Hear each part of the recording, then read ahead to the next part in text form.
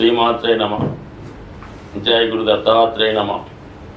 ఈ వీడియోలో మనం కన్యారాశి వారికి మార్చి 1వ తారీఖు నుంచి 31వ తారీఖు మధ్యలో జరగబోయే మాస ఫలితాలు పరిశీలిద్దాం. కన్యారాశి వారికి ఈ నెల ప్రారంభంలో శుక్ర, బుధ, రాహు, చంద్రగ్రహాలు సప్తమ స్థానంలో సంచరించడం జరుగుతుంది. అలాగే గురువు భాగ్యస్థానంలో ఉన్నాడు. ఇది చాలా వరకు జాతకుడి యొక్క సమస్యల్ని తన యొక్క పూర్వపుణ్యం ద్వారా కానీ ఈ జన్మలో చేసుకున్నటువంటి అదృష్టం వల్ల ఒక దైవశక్తి మిమ్మల్ని కాపాడడం జరుగుతూ ఉంటుంది. మీరు తప్పు చేసినా మంచి చేసినా కూడా భాగ్యంలో ఉన్నటువంటి గురువు తన అకౌంట్ మెయింటైన్ చేస్తూ మీకు మంచి చేయాలా చెడు చేయాలా అన్నది నిర్ణయించడం జరుగుతూ ఉంటుంది. అంటే మీరు చేసే ప్రతి పనిని ఒక శక్తి అబ్జర్వ్ చేయడం జరుగుతూ ఉంటుంది. అసలు సహజంగా కన్యారాశి అంటేనే శ్రమతో కూడుకున్నది, సర్వీస్ చేసేదని చెప్పడం జరుగుతుంది. సహజ రాశి చక్రంలో 6వ రాశి అవటం వల్ల సాధ్యమైనంత మీరు సర్వీస్ ఓరియంటెడ్గా చేయడం జరుగుతూ ఉంటుంది. అందుకని ఎక్కువగా వీళ్ళు వైద్య వృత్తి, నర్సింగు ఇలా చేయడం జరుగుతుంది. చాలామంది మన గృహంలో ఈ హౌస్ వైఫ్గా ఉన్నటువంటి స్త్రీలు ఈ కన్యా రాశికి చెందిన వారు అవడం ఎక్కువ మంది కనబడటం జరుగుతూ ఉంటుంది. వీళ్ళు అందరినీ, కుటుంబంలో అందరినీ సమానంగా చూస్తూ అందరికీ ఏది కావాలో అది సమకూర్చడం జరుగుతూ ఉంటుంది. అందుకని ఈ కన్యా రాశి వారు, ముఖ్యంగా స్త్రీలు, నిరంతరం ఏదో పని చేస్తూ ఉంటారు. పొద్దున్న లేచిన దగ్గర నుంచి, వంట పని చేసిన దగ్గర నుంచి రాత్రి పడుకునేదాకా కూడా ఏదో ఒకటి సర్దడం, ఏదో ఒకటి చదువుకోవడం, రాయడం, అంటే వాళ్ళ వృత్తులను బట్టి మాత్రం ఒక అరక్షణం కూడా ఖాళీ లేకుండా చాలా బిజీగా, శ్రద్ధగా, నైపుణ్యంగా తమ యొక్క విధి నిర్వహించడం జరుగుతూ ఉంటుంది. అటువంటి కన్యారాశి వారికి 6వ స్థానంలో రవి, శనిగ్రహ సంచారం ఇక చివరి అవకాశం ఈ రాశి వారికి. గత 2.5 సంవత్సరాలుగా 6వ స్థానంలో శని భగవాను యొక్క సంచారం ఈ రాశిలో ఉన్నటువంటి నిరుద్యోగులకి, జీవితంలో మనం కష్టపడి ఏదన్నా చేయాలి, చిన్న పనైనా పెద్ద పనైనా పర్వాలేదు అనుకున్న వారికి కంపల్సరిగా ఈ గ్రహస్థితి వారికి అనుకూలించడం జరిగింది. అంటే సాధారణంగా ఈ రాశిలో ఉన్నవాళ్ళు లేజీగా, ఖాళీగా ఎవరు ఉండడం జరగదు. ఇంకా ఎవరైనా ఉన్నారు అంటే మరి ఇది ఆఖరి ఛాన్స్ మీకు. ఈ నెల 29వ తారీఖు లోపల మీరేదో ఒక చిన్న స్థాయి ఉద్యోగంలో ప్రవేశిస్తే ఆటోమేటిక్గా అది పెద్దదిగా మారే అవకాశం ఉంది. కాబట్టి ఎప్పటికైనా ఏదో ఒక ఉద్యోగంలో మీరు చేరిపోండి. అయితే రవి కూడా శనితో కలిసి ఉన్నాడు కాబట్టి మరి ప్రభుత్వ ఉద్యోగం అయినా, అంటే ప్రభుత్వ ఉద్యోగం అంటే ఆఖరికి గ్రామ పంచాయతీ దగ్గర నుంచి సెంట్రల్ గవర్నమెంట్ వరకు కూడా ఏదన్నా చెందుతూ ఉంటుంది. అలాగే మీకు వారసత్వంగా మీ పెద్దవారి ఉద్యోగం ఏమైనా రావాల్సి ఉంటే కారణాంతరాల వల్ల కొన్ని ఎండోమెంట్స్ డిపార్ట్మెంట్లను, కొన్ని డిపార్ట్మెంట్లో వారసత్వంగా ఉద్యోగాలు ఇవ్వడం జరుగుతూ ఉంటుంది. సాధారణంగా ఈ క్లాస్ 4 చిన్న స్థాయి ఉద్యోగాలు అయి ఉంటాయి. ఏదో కారణాంతరాల వల్ల మీ పెద్దవారు, మీరు వాళ్ళకి ఏదో పదవీ విరమణ ఖచ్చితంగా చేయడం వల్ల కానీ, మధ్యలో ఏదో ఇబ్బంది జరగడం వల్ల ఆ ఉద్యోగం కూడా ఈ సమయంలో మీకు రావచ్చు. ఎందుకంటే ప్రభుత్వ అవకాశం ఉన్నవాడికి ఈ విధంగా ఉద్యోగంలో ప్రవేశించడం మంచిది. ఎట్టి పరిస్థితుల్లో ఎస్పెషల్లీ ఈ కన్యా రాశి వారు ఈ నెలాఖరులో, అంటే మార్చి నెలాఖరు లోపల ఉద్యోగంలో ప్రవేశించకపోతే దాని తర్వాత చాలా కష్టపడవలసి ఉంటుంది. ఈ పాటి ఉద్యోగం కూడా అప్పుడు రాకపోవచ్చు. ముఖ్యంగా విదేశంలో ఉన్నటువంటి విద్యార్థులకి, నిరుద్యోగులకు కూడా మీ సమయంలో మీరు ప్రెస్టేజ్గా పోకుండా, మీ అర్హతకు తగిన ఉద్యోగాన్ని కాకుండా వచ్చిన దాంట్లో చేరిపోతేనే మీరు స్థిరపడే అవకాశం ఉంటుంది. ఇక సప్తమ స్థానంలో రాహు ఎప్పుడూ కూడా భార్యాభర్తల మధ్య ఏదో విధంగా చిచ్చుపెట్టి వారిని విడదీసే ప్రయత్నం అన్నది జరుగుతూ ఉంటుంది. అంటే మీ అన్యోన్య దాపంచంలోకి ఎవరో ఒకరు ప్రవేశించి, అది ఫ్రెండ్ రూపంలోనో, ఇంకొక ఆడపడుచు రూపంలోనో, అత్తగారి రూపంలోనో, తండ్రి రూపంలోనో ప్రవేశించి ఏదో ఒక విషబీజాన్ని నాటి ఈ బంధాన్ని విడగొట్టే ప్రయత్నం చేస్తూ ఉంటారు. అది చాలా వరకు మీరు ఆలోచించండి. ఏమాత్రం ఇతరులు చెప్పిన విషయాలు నమ్మకుండా వినకుండా మీకు మీరుగా నిర్ణయం తీసుకోవడం మంచిది. ఇక వీళ్ళకి భాగ్యాధిపతి శుక్రుడు సప్తమ స్థానంలో ఉచ్చులోకి రావడం వల్ల, మరి ఇప్పుడు ఈ నెలంతా కూడా వక్ర గమనంలో ఉండడం వల్ల మీ జీవిత భాగస్వామి యొక్క హోదా అనూహ్యంగా పెరగడం జరుగుతుంది. మీరు ఊహించిన దానికన్నా మీ యొక్క జీవిత భాగస్వామి యొక్క హోదా పెరుగుతుంది, గౌరవం పెరుగుతుంది, నిజాయితీగా కూడా ఉండడం జరుగుతూ ఉంది. వ్యక్తిగతంగా ఈ రాశిలో ఉన్నటువంటి స్త్రీలకి విశేషమైనటువంటి అదృష్టం కలగబోతుంది.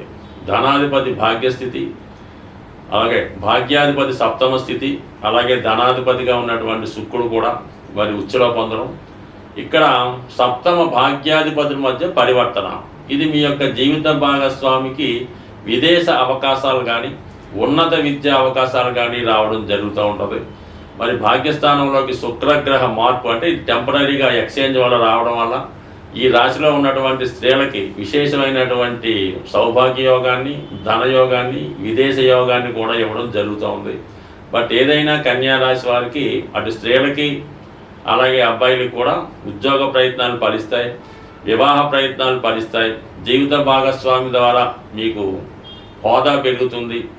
ముఖ్యంగా విదేశంలో ఉద్యోగం కొరకు కానీ వీసా కోసం కానీ ప్రయత్నం చేస్తున్న వారికి ఈ నెలలో అనూహ్యంగా వచ్చే అవకాశం ఉంది. ఏదో కారణాల వల్ల ఒకసారి రిజెక్ట్ అవుతే మళ్ళీ ఇదే నెలలో మీరు ప్రయత్నం చేయడం వల్ల కంపల్సరీగా మీ యొక్క జీవితాశయం, మీ కలలు నెరవేరే అవకాశం ఉంది. స్వస్తి. ఇప్పుడు ఈ మార్చి నెల రాశి ఫలితాల్లో ముఖ్యంగా ఏంటంటే శుక్రగ్రహం ఉచ్చ స్థితిలో రావడం వల్ల కామన్గా ఈ యొక్క లోకంలో అంటే ఈ ప్రపంచంలో లేదంటే మన సిటీలో మనీ రొటేషన్ అన్నది బాగా పెరగడం జరుగుతూ ఉంటుంది అన్నమాట. ఉచ్చులో ఉండడం అంటే ఖరీదైనటువంటి సౌకర్యాల కోసం అందరూ తాపత్రయపడడం వల్ల మనీ రొటేషన్ పెరుగుతూ ఉంటుంది. ఇదే సమయంలో విలాసమైనటువంటి వస్తువులు, ఖరీదైనటువంటి వాహనాలకి డిమాండ్ కూడా పెరగడం జరుగుతూ ఉంటుంది.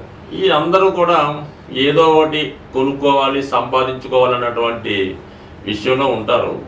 దాని కొరకు ఏంటంటే ఈ శుక్రుని యొక్క అనుగ్రహం మనం పొందాలి, శుక్రుడు అనుకూలంగా ఉండాలంటే శుక్రుని యొక్క అధిదేవత అయినటువంటి లక్ష్మీ అమ్మవారిని మనం ప్రసన్నం చేసుకోవాల్సి ఉంటుంది.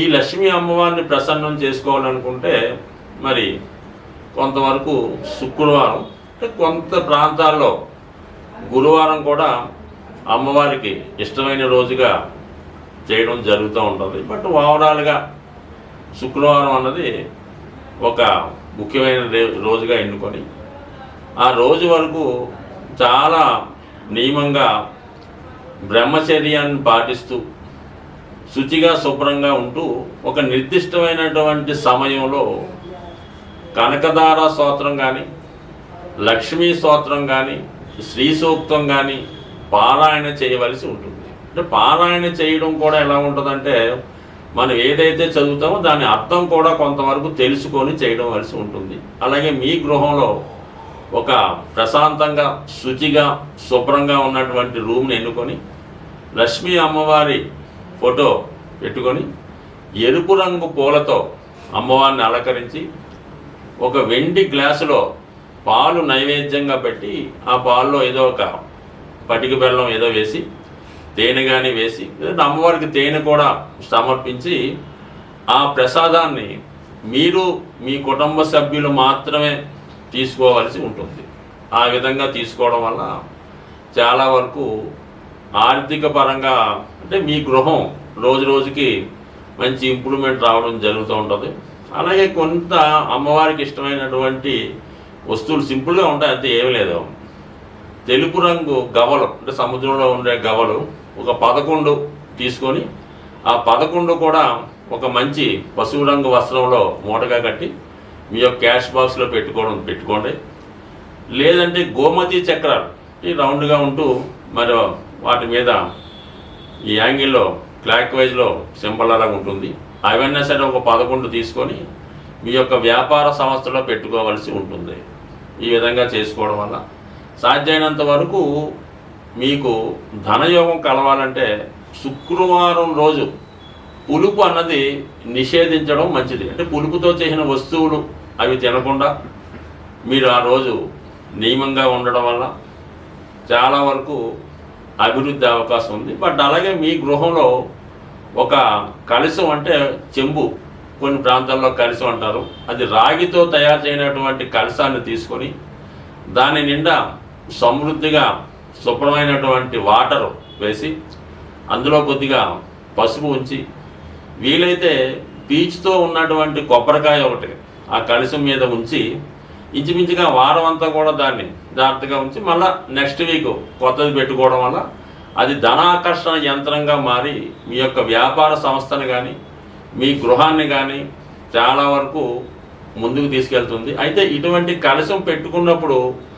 అపవిత్రమైనటువంటి కార్యక్రమాలు ఏవి కూడా జరగకూడదు. అంటే సిగరెట్ కాల్చడం, ఇంకో మందు తాగడం, లేదంటే ఇంకొక శృంగారం చేయడం, ఇవన్నీ కూడా అంటే ఏదైతే అమ్మవారికి ఇష్టమైతే ఉండదో అవన్నీ నిషేధిస్తూ నిరంతరం ఏదో ఒక సుగంధం, అంటే అగరబత్తి అవ్వచ్చు, పచ్చకర్పూరం చల్లవచ్చు, లేదంటే ఆ వాసన అంటే మంచి ఫ్రాగ్రెన్స్ ఆ ఉన్న ప్రదేశం అంతా ఉండడం వల్ల కంపల్సరిగా మీకు ఆ పాజిటివ్ వైబ్రేషన్స్తో చాలా మంచి, అంటే మీరు ఆ యొక్క యంత్రాన్ని, ఆ యొక్క కలశాన్ని ఎంత పవిత్రంగా చూసుకుంటే అంత సక్సెస్ మీకు రావడం జరుగుతూ ఉంటుంది.